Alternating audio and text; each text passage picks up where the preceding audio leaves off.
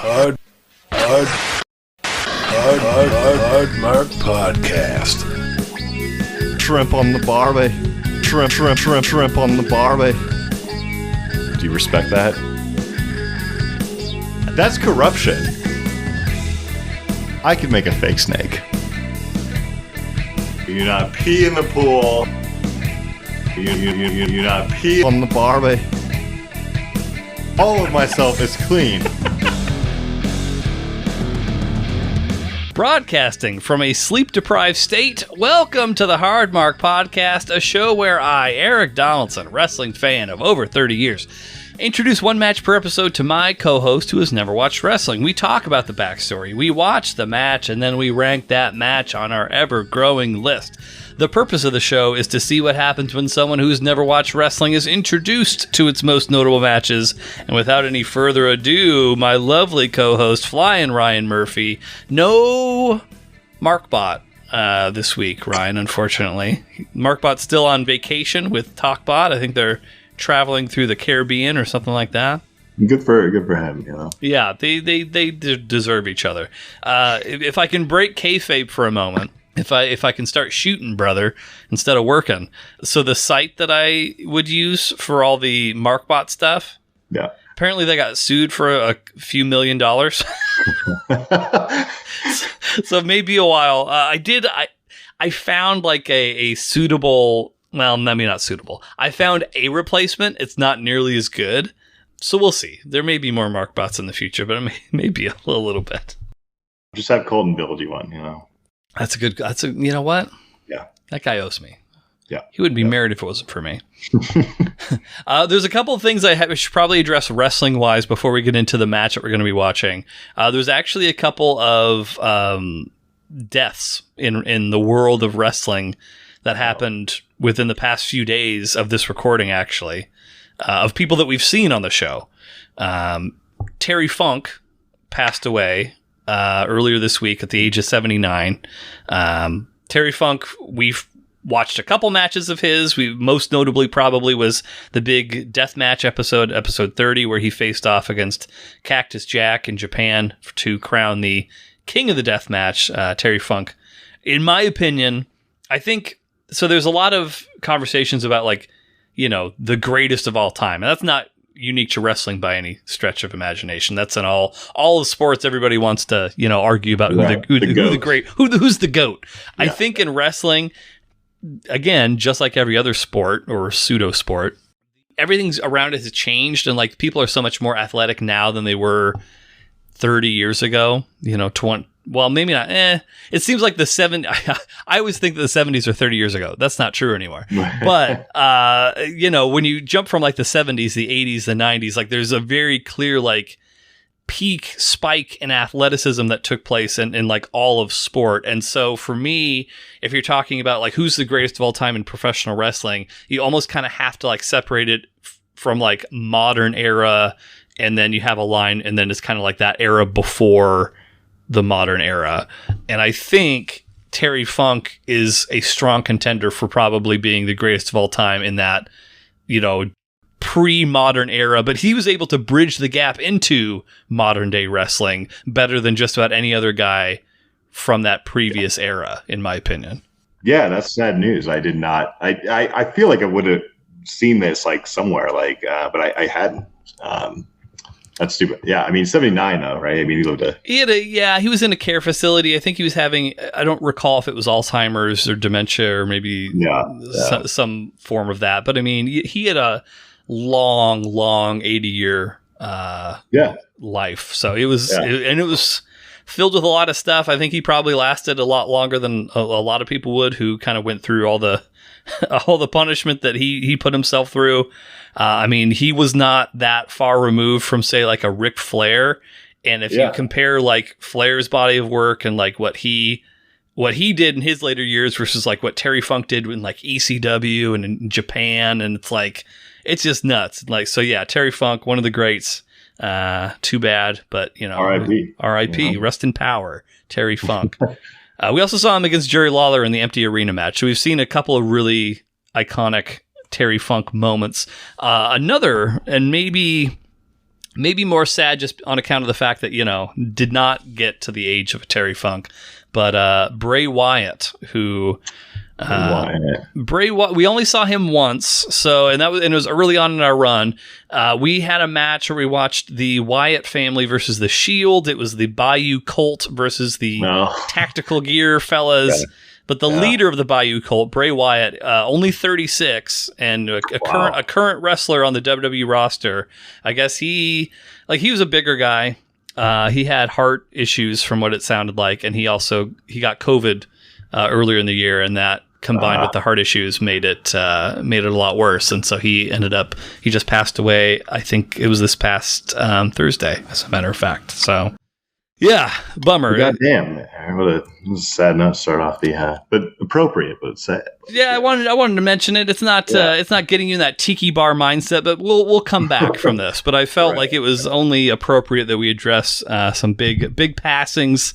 Not only in the world of wrestling, but some folks that we've seen on the program before. But can I, this isn't wrestling, sure, but I feel like this is big. Hector Salamanca gone. Who is that? Breaking Bad. Oh, was he like the guy that wheelchair Bell? Okay, got it. When did that happen?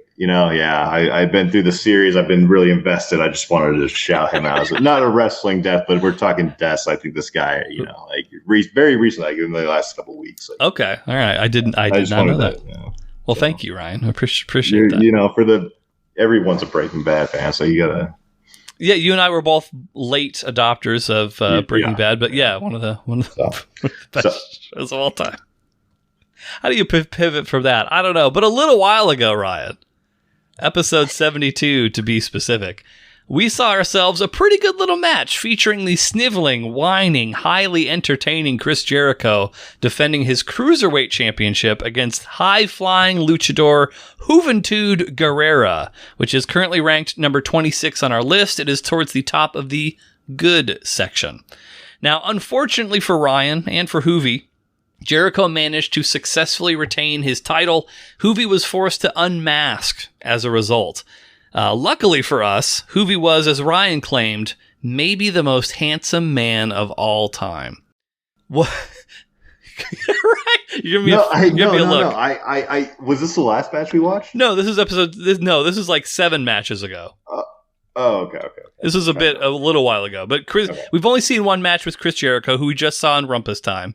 Yeah. He's a handsome guy. He's a good looking, the lion heart, stealing all the hearts of the little ladies down in Mexico City when he moved down there. But no, he wrestled Juventud.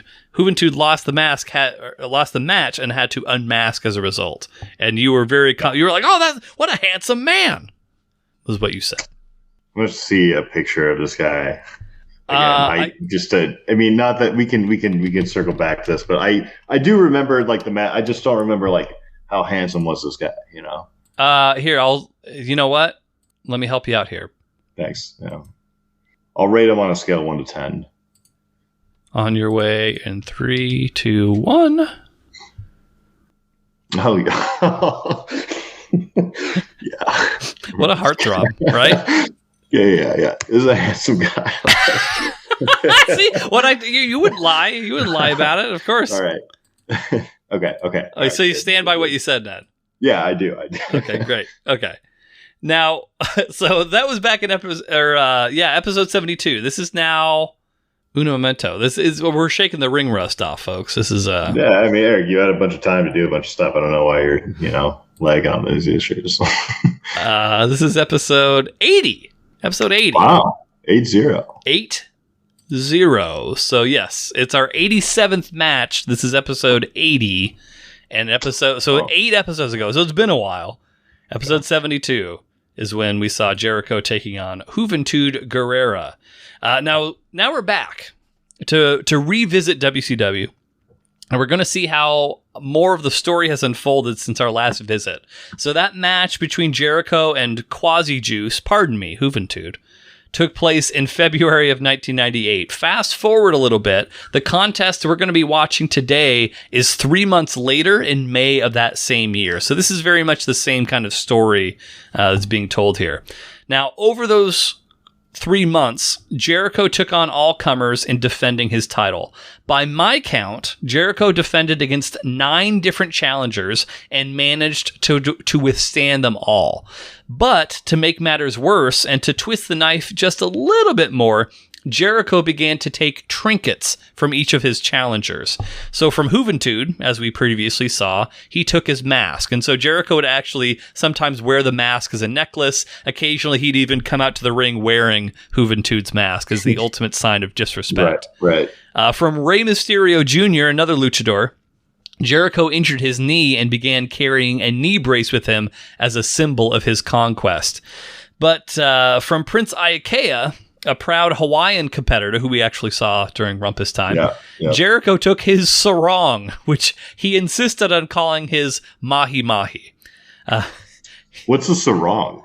A sarong is like it's like a piece of fabric. It's not quite a skirt, but it's a piece of fabric you wrap around your waist. Just like a belt? No, it's like a long piece of fabric. Like a skirt? I mean, yes, but no. Okay. Like a kilt? Sure. I mean, is this going to be another Google search, dog? Sarong. Here we go. I'm just asking questions that the audience I think wants to know. I don't. Okay, you know what? That's fine. So I'm just gonna. This is just the Google search of sarong here. I'm gonna help you out. There's different lengths of sarong, but it's essentially like a piece of fabric that you were tying around your waist usually. That's very Hawaiian. That's Hawaiian as fuck. Yeah, it's very Prince Iaukea from the Hawaiian Islands. I actually like that better than a kilt. Easy, pal. But anyway, so Chris Jericho took Prince Iaukea sarong and started calling it his mahi-mahi. Is that disrespect? I mean, it's just to play up Jericho kind of being an idiot, and which mahi-mahi, for in case you don't know, Ryan, that's a fish. Yeah, I know. Well, you didn't know what a sarong was, so I'm just covering all my bases here. Okay. Yeah, okay, never mind. What? Go ahead. Okay. He also stole the Disco Inferno's treasured headband. But perhaps the most egregious offense by Jericho was his repeated insults directed towards the man of 1,000 holds, the Iceman, Dean Malenko. And as we alluded to during Rumpus Time, for anyone who didn't listen to that, yes, Dean Malenko, the man of 1,000 holds, he's the inspiration for Ryan's nickname he was originally the man of 1,000 compliments. Now he's formerly now you're the artist formerly known as the man is 54,097. I still haven't redeemed myself, but yeah. No, maybe tonight the Tiki Party. Which the backstory between Jericho and Malenko. So after being beaten by Jericho in March, Malenko left in frustration and he disappeared from WCW altogether. Especially pleased with himself and never content to leave well enough alone, Jericho would continue to take shots at Malenko despite his absence. Claiming himself, Jericho, to be the man of 1,004 holds, Jericho would also make snide comments about Dean's dead father, the late wrestling legend Boris Malenko. These insults would draw the ire of Dean's brother Joe, who confronted Jericho only to receive an empty apology and then to be attacked from behind. But after making all of these enemies, and after vanquishing all of his competition, the confident and cocksure Chris Jericho approached the head WCW official, James J. Dillon, and proclaimed that as he was the greatest Cruiserweight champion of all time, that he was going to retire the Cruiserweight title, as there was nobody left that could defeat him. Dillon countered that while Jericho had been a great champion, a match had already been made for the upcoming pay-per-view Slamboree to take place in Ryan's favorite wrestling city of Worcester, Massachusetts. This match would take the... You made a face. Well, is that my favorite wrestling city? One of the matches that we saw, there was a legendary moment in a match between The Rock and Mankind where Steve Austin showed up and clocked The Rock in the head with a steel chair. That was in Worcester and the crowd went banana. Okay. Yeah, so that's the Worcester backstory there. So this match that was being made for Slamboree would take the top 15 Cruiserweight title challengers The 15 men would face off in a battle royal where you can eliminate your opponents by throwing them through the ropes. You wouldn't even have to necessarily throw them over the top. You could just throw them through the ropes. As soon as your feet touch the ground, you're eliminated, or by pinfall. Sorry. So you said if you throw them through the ropes, that's an elimination. But you said you don't have to throw them over. If you throw someone over the ropes, it's not an elimination. So in this match, it is. But but in other matches, that's not like a thing. Correct. Yeah, I just want to clarify. So the reason this is notable, so we've watched other battle royal style matches where you just have a big cluster of guys. Usually for that, you have to throw everybody over the top rope to eliminate them. Okay. In this match specifically, you can still do that, but you don't have to. You can just throw them through the ropes, and that counts too. Battle Royale with cheese. Yes. Yeah. Or you can also pin people, apparently, in this match, too. So either one... Anything goes. Anything goes to get people eliminated. And so the last man remaining of those 15, that they would then go on to immediately face Chris Jericho for the Cruiserweight Championship. So no rest time, no time in between. It's Battle Royal. The winner of the Battle Royal then faces off against Chris Jericho. What a great time to be Chris Jericho. Watching. Is there ever a bad time? Yeah. So Jericho, who had initially been reluctant to accept, quickly realized that his opponent at Slamboree would have to survive 14 other men. They would be weakened, and thus would be easy pickings for Jericho, who then happily accepted. And so that is the match we're going to be watching here today. We've got 15 guys, many of whom have an axe to grind with Chris Jericho. And so one of them is going to earn a shot at the Cruiserweight title. So one thing, I'll just kind of pitch this to you, Ryan. Unless you feel strongly otherwise, I was going to recommend that we rank this as one thing, and then we just have you predict the winner of the one-on-one contest rather than the Battle Royal piece. But it's up to you. So, the whole thing, the entire Chris Jericho, everything, it was ranked in one, and then, right? And then, that's what I'm suggesting. Are you saying, sorry, I missed this. Are you saying I picked Chris Jericho versus the winners, or just pick the 15? I'm saying that you don't need to make a pick for the Battle Royal piece. You can just pick the winner of Chris Jericho versus the Battle Royal winner. That's fine. I'm good with that. Yeah. Okay, and then we can rank it as one thing together. We don't have to rank, even though it's technically two matches. We'll just rank it as one. Unless I don't like the result of my outcome, then right. Yes, and then you can absolutely change. I will complain, and I will go back, and then my tiki party will be ruined because of you, Eric. To finish things out, and then of course, if you have any questions, we can address it. To kind of put a little bow on this thing, wrestle with the data. Ryan's record, as it stands right now, 48 wins, 37 losses, and 1 draw. He's on a one-match losing streak, which our final match was Cactus Jack or Mick Foley versus Randy Orton, which was a really fucking good match before we took a little pause. What's it rated? Or what did I rank that one? 7. 7, yeah. Okay. It is in the fucking amazing section. It's the very bottom of fucking amazing, but hey, that's rarefied air nonetheless. All right. Any questions? Any thoughts before we watch? Do you wish that I held all my questions till the end? No. Okay, good. Then I don't have any questions. Got them all out. Your question, what a meta question that was. But okay, we'll take a quick pause. We will watch the match, and we'll come back with our thoughts about Chris Jericho versus whoever wins the big Cruiserweight Battle Royal at Slamboree 1998. Thanks, everybody. Cruiserweight Battle Royal, the winner to face Chris Jericho for the championship here tonight. In this contest, a wrestler is eliminated either by pinfall or when both feet touch the ringside floor. And ladies and gentlemen, here are the participants. Hold on just 1 second here. David Penzer, you unintelligible, moronic, high-voiced dweeb. You know nothing about the sport of pro wrestling, and you know nothing about these fine competitors coming out today. So I'm going to do all the Jerichoholics a great favor. I'm going to introduce all of the contestants in the Cruiserweight Battle Royal. And yes, ladies and gentlemen, one of these fine contestants will get a chance at the Cruiserweight belt. They'll never win it, but tonight you're going to see a great match from a great competitor. Let's get down to the list here. coming out next from El Paso, Mexico. This guy used to be a great bartender, but as it translated to his wrestling skills, he's the scourge of the illustrious Guerrero family. He is Chavo Guerrero Jr. Maybe a 2 out of 10 chance of winning.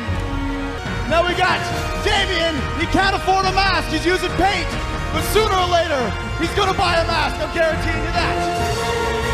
Here we go. The winner of the Lou Ferrigno lookalike contest. This guy's also from Mexico, El Dandy.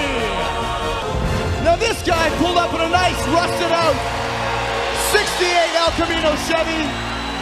He's the ugliest man in our sport today. He's the illustrious Quasi-Juice Guerrera. Oh yeah, straight from Minneapolis, Minnesota. Oh yeah. I want my Loverboy tape back, Lenny Lane. This guy is Silver King. If he wins 12 more matches, he'll be upgraded to Golden King. Ladies and gentlemen, those are your contestants in tonight's Battle Royal. I'm going to the back for a coffee, because none of these guys will ever beat me for my belt. But they're going to give it their all as here we go. That's Kidman's out. Like I said, I knew they'd get rid of Kidman momentarily. Flying hip scissors took him over. Look at this. Juventud and Ciclope. My money's on Ciclope. 2 of the luchadors remain. He's twice the size almost of Juventud. Boy, the fans want him to hook it up here. Little stare down here. Standoff. Well, no, not really. Juventud is looking at him, but the other guy don't have a clue where he's looking at. They're going to catch their breath here, I guess. Little handshake for good. May the best man win. Wait a minute. Juventud just eliminated himself. Juventud just eliminated himself. Ciclope, what's he doing here? He's unmasking. That's not Ciclope. Look at that. Dean Malenko. He's back. The man of 1,000 holes.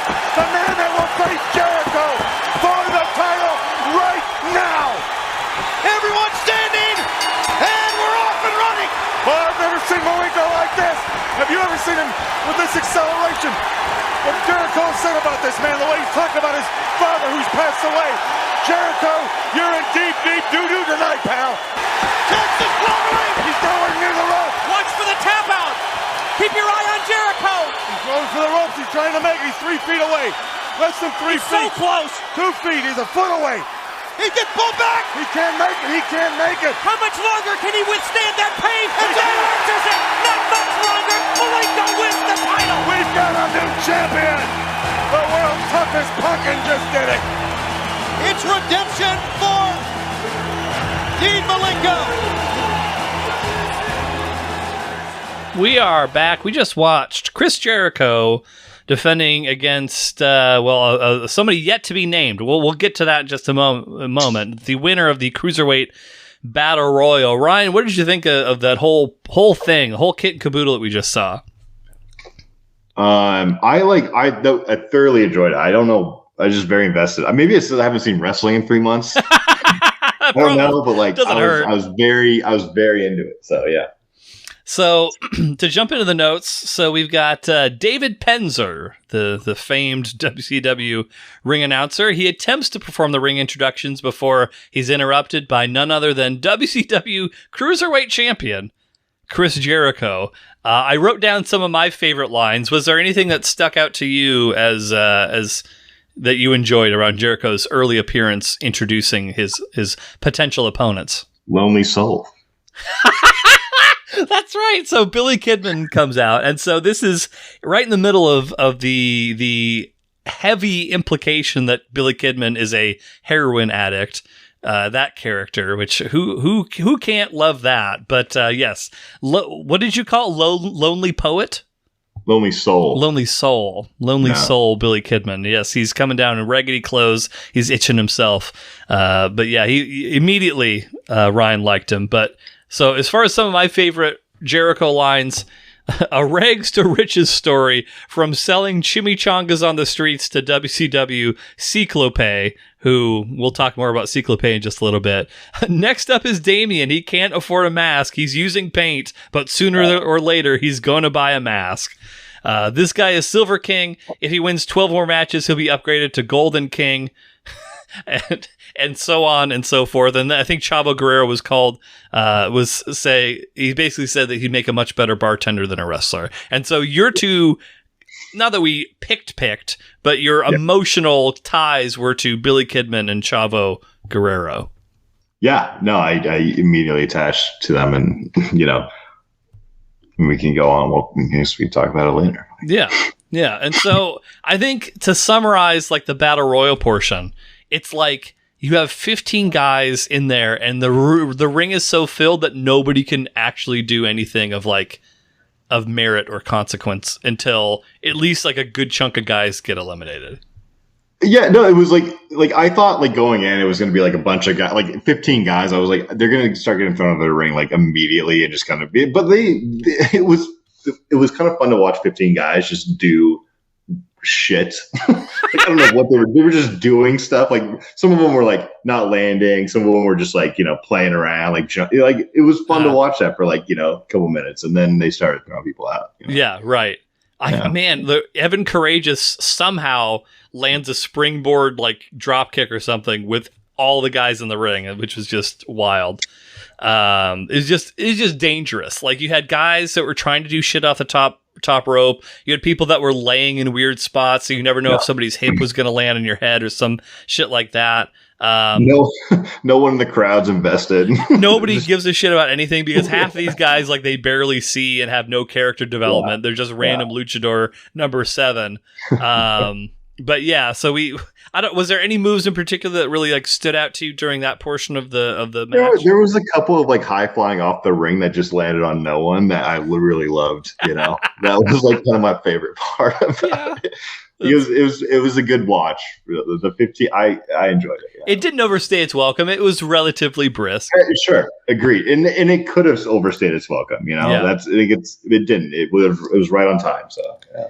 The final 4 of our Battle Royal: Cyclope, Kidman, Juventud, and Psychosis. I think.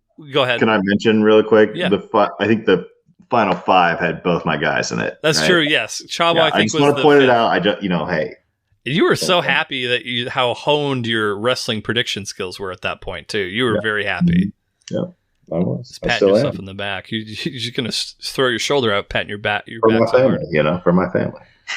Maybe one of my favorite bits was there's a point where Psychosis is running across the ring and like he gets his leg kicked in the back and he basically eliminates himself by jumping up over the top rope, which was also phenomenal. But yeah, Ryan's last remaining pick of Smackhead Kidman, he gets eliminated. We're down to Cyclope and Juventud. Juve gets psyched up briefly, but then they seem to be exchanging words with just no action. They're just kind of talking in the middle of the ring, and you're kind of unclear on what's actually going on. And then Juve, after some time, jumps over the top rope and eliminates himself, essentially. What was going on in your head as all this is playing out? Not a lot, Eric. I did. Yeah, again, it just flowed right along. Another interesting little wrestling thing. He hopped out. I was like, oh, this is, so yeah.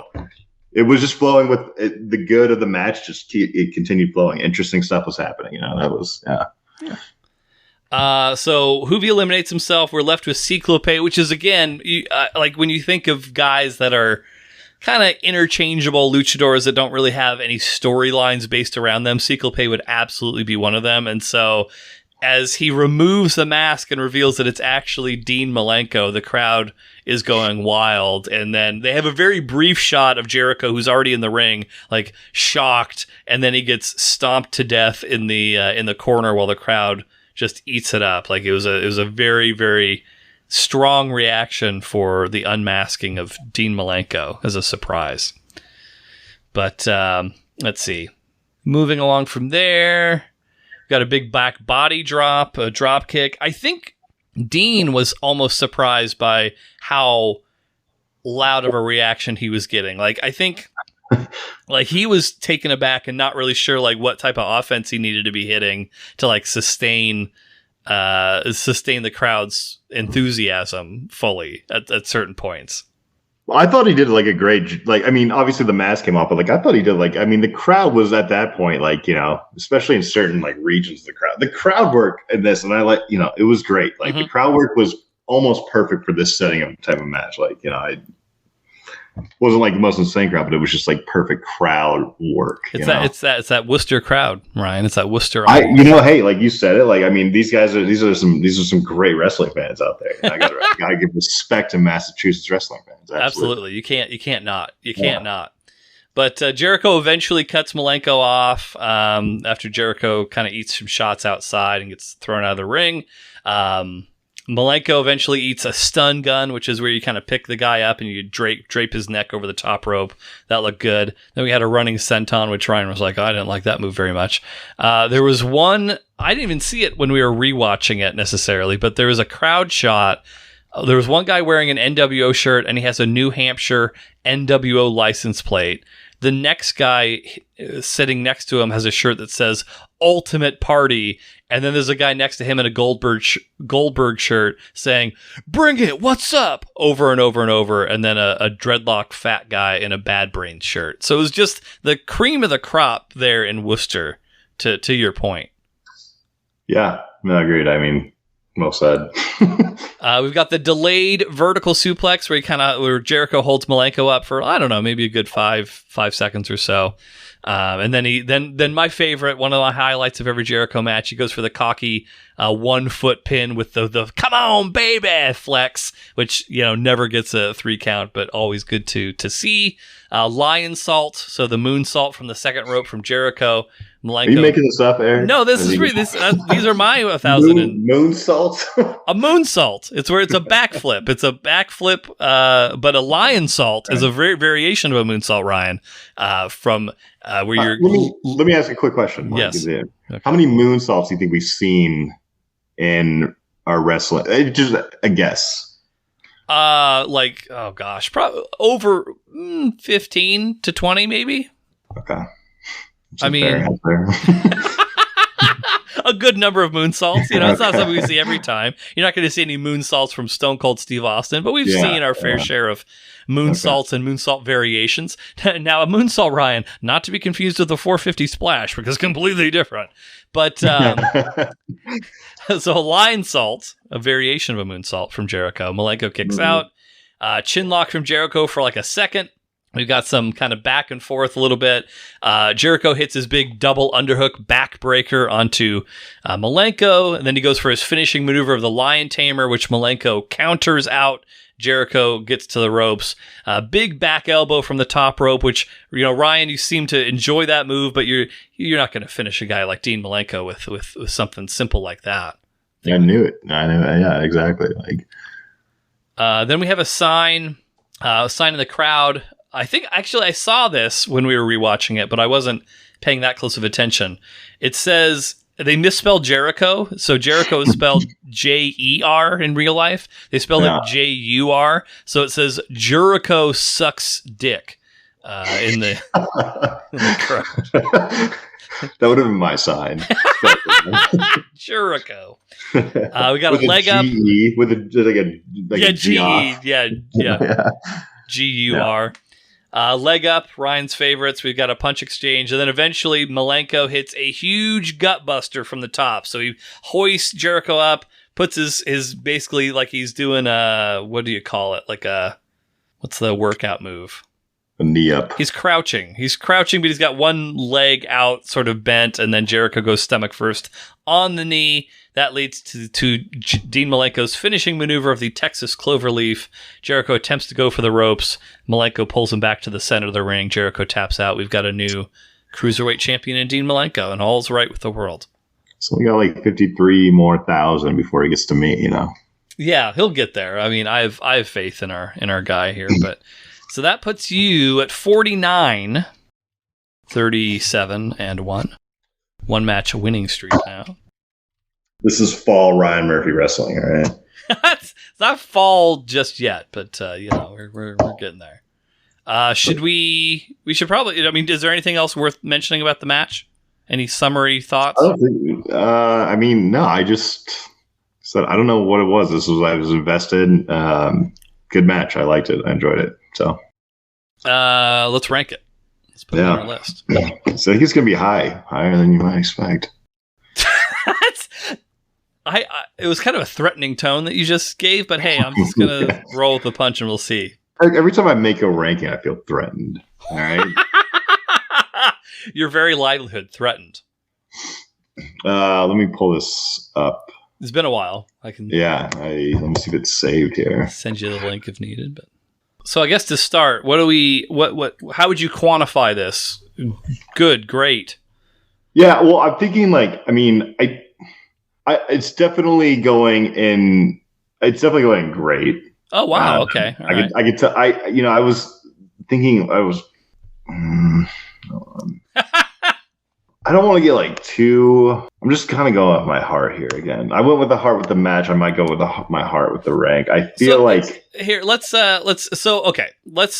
Let me look at the very bottom of great here and see how we feel about how this compares to some of those matches there, and then we can maybe make a decision from that point. So the very bottom of great, Sabu. Oh, Terry Funk. That's weird. I didn't expect to see that. as we spoke about. Sabu, I even forgot we watched that match. Sabu versus Terry Funk, the barbed wire match, where Sabu tears his bicep open, and it's bloody. It's violent and bloody. So that's the very bottom of great. So that's essentially the threshold that this match has to clear to be in that category. Eric, can I say something really quick? No, actually, Ryan. Yes. Okay. Is it actual no or no? I'm just kidding. Okay, so here's where my and I was poking around, but honestly, I was I don't know if I want to put this in the top 10, but I felt but I was okay, maybe I put it a little bit, and I was thinking 12. That's another Terry Funk. Yeah, you're right. How about I do this, Eric? How about I do this? And number 12, that's the King of the Deathmatch Finals. The area you're looking in, these are really, really notable. I mean, look towards the bottom of great. Hulk Hogan versus Vince McMahon in Seattle. Which is totally fine if you feel this strongly about this match, but these are some really, really legendary contests that were. Yeah, but this one, when I look at wrestling, what the thing that engaged me, I think some good matches that I just think are kind of I don't personally love them. I just think they're kind of dumb. And I thought this match had a lot of high flying, had a lot of it was good, you bring out all these random wrestlers. I thought it was, I'm gonna say it again, Eric. I'm back. It was authentic, He's back. He's back, everybody. Okay, yeah. But here's what I'm gonna put it at. Mm-hmm. All right, I'm gonna put it out of respect for Terry Funk, R.I.P. I'm gonna put it right behind him. I'm gonna go number 30, and maybe I regret it, but I really did like this match, and maybe it's just I'm back in the game. But I had a good time with this match. I thought it did well, and R.I.P. Terry Funk. I'm not gonna push him back. Okay, all right, noted. I will add it as our new 13. Wow, rare. That is higher than I expected it to be perfectly honest. But hey, it is. It's those guys deserve to be up there. Those are both two very talented professional wrestlers. But where did Hoovy versus Chris Jericho go? Where did that land? So when you rank these, you never push a match out of a certain thing. It just expands things because if a match is great, it's great. Yeah. Okay. All right. If a match is good, it's good. It doesn't just because another match is better. That doesn't mean that another match should be bumped from great to good. No. I think you're right. I think what you're doing is Okay. I just wanted to. Yeah. Thank you for clarifying there. Cool. Anything else worth mentioning around that little piece of business? No. Solid stuff. I don't have anything else to mention along the wrestling line. So. All right. Well, I guess we got to pivot here. I'd forgotten that I even added some stuff, but apparently I did. I don't know when I would have done this, but we got to finish things out with a little piece of business. If I can remember which button I need to push here. Eric's Wisdom Tree. Good on the mic. The mic worked. That was some. Tell Colton that mic. The hard mark benefactor, Colton. Thank you for the new microphone. I'm just gonna hit you with it. Rock, Ryan. Rock is the superior option in rock, paper, scissors. Oh, this is a good one. That's a nice wisdom tree, Eric. Let me think really quick. Like Rock's the way to go. Like I remember there was a time when my wife and I were staying in a Airbnb with her sister and brother-in-law, and like there were 2 rooms, and like one room was better than the other, and so then then our sister-in-law was like, "Well, we can rock paper scissors for it," and I so badly wanted to pull Heather aside and be like, "Rock." Yeah. But like I didn't have that. What happened? They both went scissors to start, which is always what happens. Like I would say the vast majority of time, both players start with scissors. Let me pose this. Yeah. Okay. This is a good point, and I don't know how I feel. I can't say you're wrong. Like rock might be the right answer, but like when you rock paper scissors, are you a 1 time or 2 out of 3? Oh, When you did it for the room, what did you guys do? Like 1 or 2? It was probably 1. I don't remember that vividly, but I want to say it was 1. You just remember the actual like decision she made. No, I do remember that vividly because I was in the back of my mind. I was just like, "Fucking, you got to do Rock. You got to do Rock." But I didn't get a chance to like pull her aside. I couldn't get in her head. And then we ended up with we lost, and we ended up with the lesser room, all because I couldn't plant that seed of knowledge of you got to go Rock every time. No, I think rock paper scissors is a great way to settle things. I think I can't say you're wrong on that. Like I don't know. I can't say like, oh no, I definitely go scissors or paper. Like I almost didn't want to give this wisdom out because I don't want a lot of people to know about this. Here's what I can say though. I think scissors is the worst choice.